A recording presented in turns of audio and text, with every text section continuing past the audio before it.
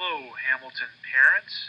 This is an overview of the 45-15 calendar that will go into effect in July of 2013.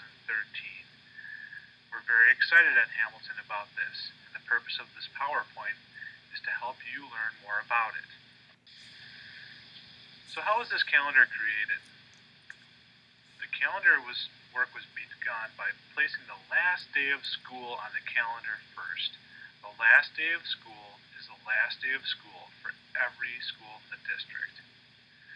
The second thing we did is we took every staff development day, holiday, vacation, any days off for students are the same regardless of what school is attended.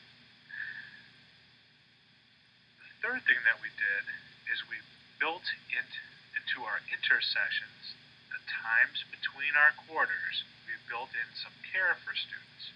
You heard what parents said last year in our meetings, and the idea during these intersessions would be we would have enrichment in reading or math intervention during those times in the mornings. In the afternoon, we'd have care through the Boys and Girls Club. So a little bit more detail about this.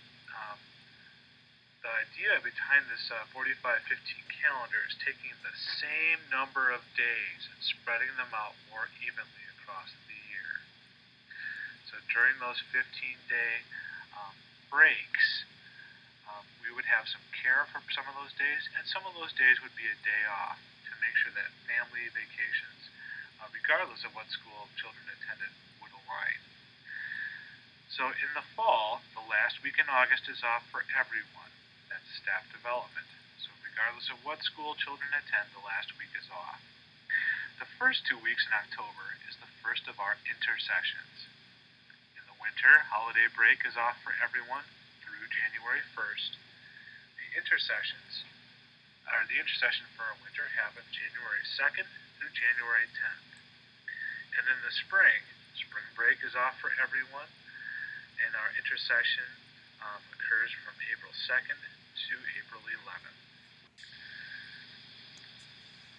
So another way to think about this, and I'll see it more clearly on the next slide here, if you look at the yellow days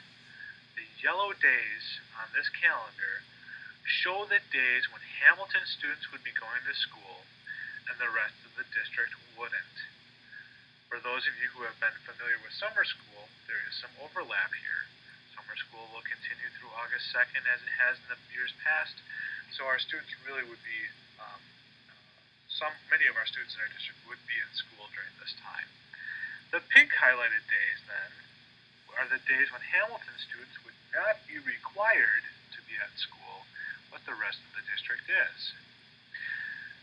During these days, of course, those are our intersession times, and I'll tell you what that would look like. So during those intersessions, those pink highlighted days, students would report to school at 7:45, just like they do now. They'd have breakfast then. At 8:07, just like they do now, they'd report to their classrooms. At 11 o'clock, they'd have lunch, just like they do now. The difference is, after lunch at 11:15, we'd form a walking school bus and we'd go to the Matthew Center. We may have after-school care then at the 3 o'clock time for our kindergarten through second grade students, and at the Matthew it'd be for our third through fifth grade students. Again, all of this is optional, and we'd have registration that would go home on the first day of each quarter so that parents and families could sign their children up for these intersessions.